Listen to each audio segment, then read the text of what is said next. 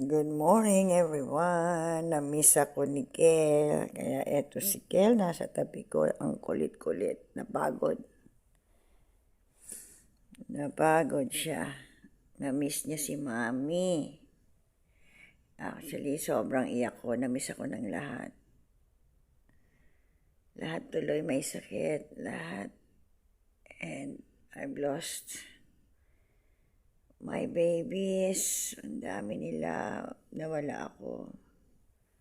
Siguro, naging ano din sila dahil nasanay sila kasama ako. Ito si Ken. Napagod, kakatulog lang.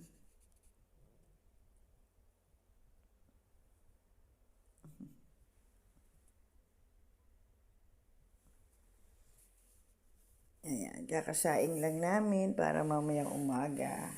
Hindi na ako magsasaing. Ulam na lang lulutuin ko. Para kakain na lang sila.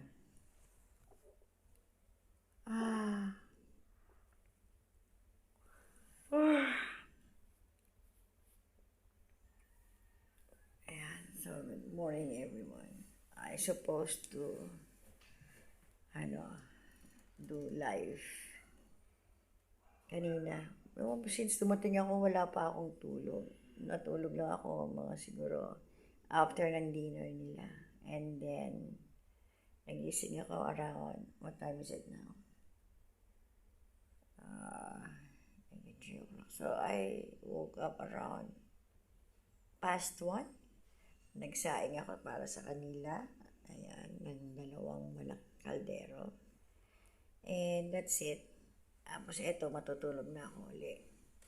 Pinakain ko lang uli yung mga tuta.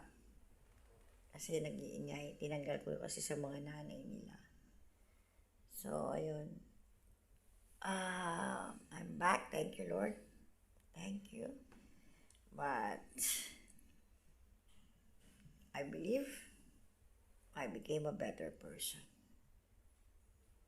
By God's grace. Ayan. So, good morning everyone.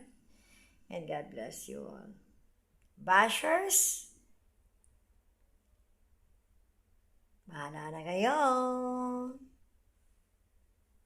Thank you. Bye.